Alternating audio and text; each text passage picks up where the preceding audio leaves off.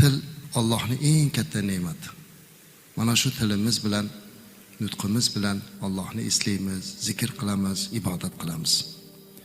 Ammo bizi dinimizda azizlar, insonni og'zidan chiqayotgan har bir gap, har bir kalom o'ta ahamiyatga ega. Birgina so'z bilan bir-biriga halol bo'lmagan erkak va ayol halol bo'ladi. Qabul qildim, baxshida qildim, turmush qurishga roziman deyishligi bilan mu'min, mu'minalar jufti halolga aylanadi. Alloh saqlasin. Birgina erkakning og'zidan chiqqan so'z bilan mana shu halol bo'lib turgan turmush buzilib, ikkilari bir-biri bilan bir joyda turishligi harom bo'lib qoladi. Alloh saqlasin.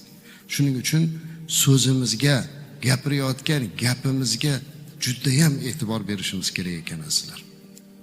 Allah Qur'oni Karimda aytadiki, "Estaizu billah, ma yalfizu min qawlin illa ladayhi raqibun atid."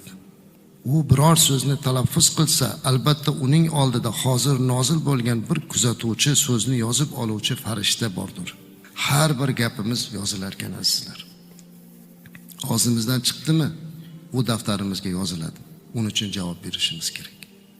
Shuning uchun gaplarni o'ylab gapirish, ehtiyot bo'lishlik kerak. Farishtalar har bir gapimizni yozib olib, qiyomat qoyim bo'lganda mana shu yozilgan kitobni qo'limizga beradi. Kimga o'sha kitobi o'ng qo'lidan berilsa, demak, uni savob amallari ko'p, yaxshi gaplari ko'p. Agar chap tomondan berilsa, demak, gunohimiz ko'p, gunoh so'zlarimiz ko'p. Alloh o'zi saqlasin. Ana shuning uchun gapirayotgan har bir gapim yozilyapti.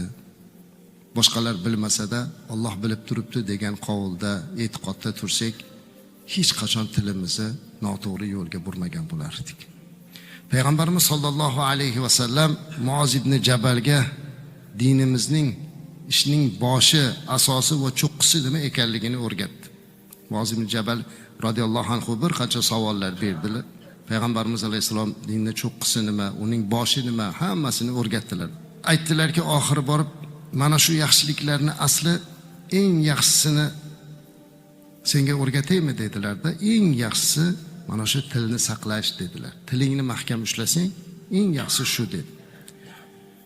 Muoz hayron bo'lib, "Ya Rasululloh sallallohu alayhi va sallam, nahotki shu og'zimizdan chiqib ketgan gaplarga ham qiyomatda javob beramizmi?" dedi.